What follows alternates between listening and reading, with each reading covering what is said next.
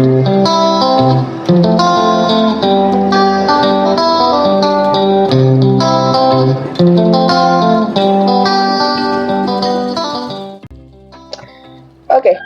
dari teks hikayat Indra Bangsawan, kita bisa menganalisis bahwa karakteristik yang ada dalam sebuah hikayat itu ada beberapa hal, yaitu ada kemustahilan. Kemustahilan itu hal-hal yang terjadi tapi tidak masuk akal ya.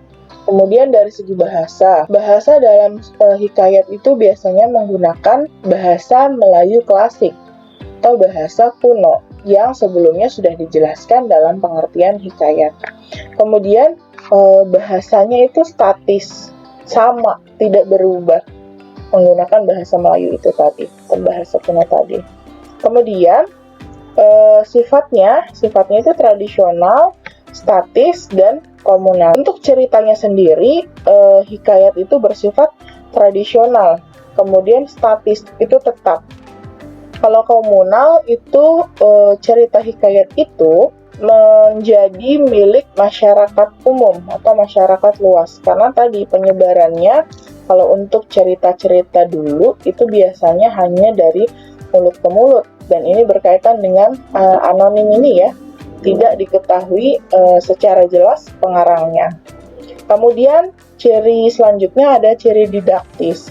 Ciri didaktis ini hikayat itu menjadi salah satu media untuk pembelajaran atau mengandung nilai-nilai kehidupan yang bisa digunakan dalam kehidupan kita sehari-hari atau pembelajaran kita dalam kehidupan. Kemudian ciri selanjutnya ada kesaktian tokoh-tokohnya. Jadi di situ rata-rata tokoh-tokohnya memiliki kesaktian. Kemudian istana sentris, cerita yang isinya itu menceritakan tentang kerajaan, raja-raja atau kehidupan-kehidupan di istana. Kemudian alur berbingkai atau cerita berbingkai. Di sini alur berbingkai itu maksudnya ada cerita lain di dalam cerita itu. Itu yang dimaksud dengan alur berbingkai. Nah, sampai di sini bisa dipahami ya. Oke, kita lanjutkan ke contoh-contoh dan bukti karakteristik ini ada tidak kira-kira di hikayat Indra Bangsawan yang sebelumnya kita tampilkan ya. Nanti ada bukti-buktinya juga di sana. Untuk yang pertama, kita akan lihat penjelasannya setelah ini. Nah, di sini contohnya ya. Salah satu ciri hikayat adalah adanya kemustahilan dalam teks hikayat itu, baik dari segi bahasanya maupun dari segi ceritanya. Ini kalian bisa lihat contohnya ya. Kemustahilannya seperti apa sih? Kemustahilan itu kan hal yang di luar nalar gitu ya. Jadi contohnya nih, untuk di hikayat Indra Bangsawan bisa kalian lihat misalnya ada seorang bayi lahir bersama pedang dan panah. Ini kutipannya. Nah, kemudian ciri selanjutnya adanya kesaktian. Kesaktian dari mana? Kesaktian yang dimiliki oleh tokoh-tokohnya. Contohnya dalam cerita hikayat Indra Bangsawan ada tokoh yang bernama Syahperi. Dia bisa mengalahkan Garuda yang mampu merusak sebuah kerajaan. Kemudian, karakteristik selanjutnya ada anonim. Anonim ini tidak diketahui pengarangnya atau penulisnya. Karena dulu yang namanya cerita itu hanya disebarkan atau tersebar dari mulut ke mulut, tidak ada dokumen tertulisnya, maka cerita tersebut tidak diketahui pengarangnya atau pembuat cerita tersebut. Kemudian, ciri selanjutnya adalah istana sentris. Seperti yang dijelaskan sebelumnya, bahwa hikayat itu menceritakan tentang kehidupan raja atau kehidupan di lingkungan istana. Nah, kemudian, karakteristik selanjutnya, itu alur berbingkai. Seperti yang kita ketahui bahwa alur itu biasanya ada 3 macam ya, yang paling sering digunakan atau yang sering ada, itu ada alur maju, mundur, dan campuran. Untuk alur maju itu sendiri, itu alur yang sudah biasa digunakan. Ini bisa kalian lihat di bagian posisi alur ini ya, tahapan alurnya. Kalau untuk alur maju biasanya diawali dengan pengenalan, kemudian menuju konflik, kemudian menuju puncak konflik, kemudian ada penurunan konflik, dan akhirnya ada sebuah penyelesaian dari konflik tersebut. Nah, terus kaitannya dengan alur berbingkai itu apa? Alur berbingkai yang dimaksud adalah cerita tersebut, ya, cerita hikayat itu menceritakan sebuah cerita lagi di dalamnya. Itu yang disebut dengan alur berbingkai. Atau biasanya caranya menghadirkan tokoh lain yang bercerita tentang suatu kisah yang lain. Seperti itu yang dimaksud dengan alur berbingkai. Nah, kemudian selanjutnya dari segi bahasa. Tadi dalam penjelasan atau pengertian hikayat itu sudah dijelaskan bahwa hikayat adalah salah satu bentuk karya sastra Melayu klasik. Oleh karena itu, bahasa yang digunakan biasanya menggunakan bahasa Melayu klasik atau bahasa kuno. Nah, salah satu contohnya biasanya dia menggunakan konjungsi di awal kalimat, setiap awal kalimat ya.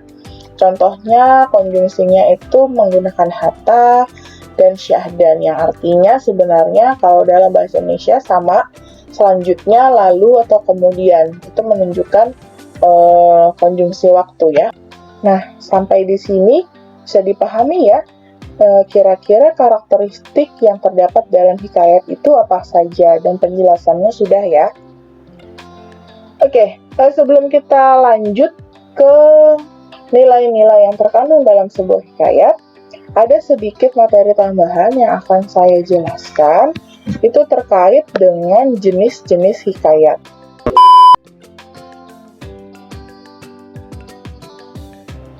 Nah, untuk jenis hikayat itu sendiri, berdasarkan fase historisnya, hikayat dalam sastra Melayu itu dibedakan menjadi 3 jenis, yaitu ada hikayat yang berunsur Hindu, hikayat berunsur Hindu-Islam, dan hikayat berunsur Islam. Untuk contohnya, hikayat yang berunsur Hindu itu contohnya cerita atau hikayat Mahabharata, kemudian hikayat Sri Rama. Lalu ada juga hikayat yang lainnya, contohnya hikayat Pandawa V dan hikayat Sri Rama. Nah, selanjutnya untuk contoh hikayat yang berunsur Hindu-Islam, itu ada hikayat Jayalengkara, ada hikayat Siniskin, dan ada hikayat Indraputra atau Indra Bangsawan tadi. Nah, kemudian yang terakhir, hikayat yang berunsur Islam, itu contohnya hikayat yang berasal dari sastra Arab Persia. Contoh judulnya Hikayat 1001 Malam dan Hikayat Qamar al-Zaman. Nah, kemudian ada jenis lainnya, itu bisa kita bedakan berdasarkan isi hikayatnya, itu terbagi menjadi 3, yaitu ada jenis rekaan, ada jenis sejarah, dan jenis biografi. Untuk jenis rekaan, contohnya hikayat Malim Dewa, kemudian contoh hikayat jenis sejarah itu ada hikayat Hang Tuah, ada hikayat Patani, dan hikayat Raja-Raja Pasai. Nah, sedangkan jenis yang terakhir ada hikayat biografi ya. Nah, untuk hikayat biografi itu contohnya adalah hikayat Abdullah dan hikayat Sultan Ibrahim bin Adam. Nah, jadi jenis hikayat dibagi berdasarkan isinya dan berdasarkan fase historisnya masing-masing ada 3 jenis. Sampai di sini bisa dipahami ya. Nah, selanjutnya kita akan membahas tentang nilai-nilai yang terkandung dalam hikayat. Dalam sebuah hikayat, ada yang namanya nilai-nilai. Nah, nilai-nilai ini merupakan sifat atau hal yang sangat penting dan berguna bagi kemanusiaan. Nah, nilai-nilai yang terkandung dalam sebuah hikayat itu ada beberapa, di antaranya adalah nilai religius atau nilai agama, kemudian ada nilai moral, nilai sosial, nilai budaya, kemudian ada edukasi atau pendidikan atau disebut juga dengan didaktis, dan estetika.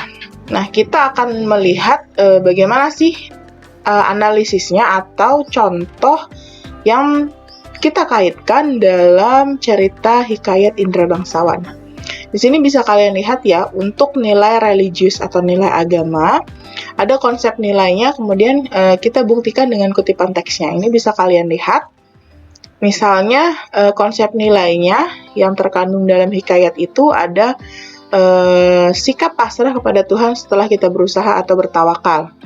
Nah, kutipan teksnya di sini ada. Kalian bisa lihat, maka ia pun menyerahkan dirinya kepada Allah Subhanahu wa Ta'ala dan berjalan dengan sekuat-kuatnya.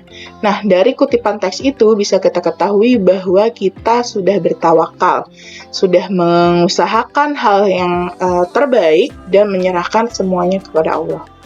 Kemudian, ada nilai sosial. Nah, nilai sosial di sini kita bisa lihat untuk konsep nilainya, misalnya tidak melihat perbedaan status sosial. Untuk kutipan teksnya bisa kalian lihat, si kembar menolak dengan mengatakan bahwa dia adalah hamba yang hina, tetapi Tuan Putri menerimanya dengan senang hati. Nah, di sini berarti sikapnya mereka itu tidak membeda-bedakan status sosial. Kemudian, ada nilai budaya juga. Nah, nilai budayanya ini bisa kalian lihat ya, untuk konsep nilainya seperti apa, kemudian pembuktiannya di sini juga ada. Jadi bisa kita analisis di sana. Kemudian selanjutnya ada nilai moral. Di sini bisa kalian lihat juga. Ada kutipan teks seperti ini, misalnya, Hatta datanglah ke 9 orang anak raja meminta susu kambing yang disangkanya susu harimau beranak muda itu. Di sini ceritanya mereka tidak mau berusaha, tapi ingin mendapatkan suatu hal itu dengan cara yang mudah. Selanjutnya, ada nilai edukasi atau pendidikan atau didaktis. Di sini bisa kalian lihat kutipan teksnya bahwa dari kecil anak raja itu sudah disekolahkan ya. Seperti sekarang ini bahasanya disekolahkan atau disuruh untuk belajar. Situ ya, belajar ilmu apapun itu, baik ilmu agama, ilmu umum, itu sedari kecil. Nah, sampai di sini bisa dipahami ya, yang terkait dengan nilai-nilai yang ada dalam sebuah hikayat. Terima kasih untuk perhatian kalian. Jangan lupa untuk sukai, berlangganan, dan aktifkan notifikasi kalian ya.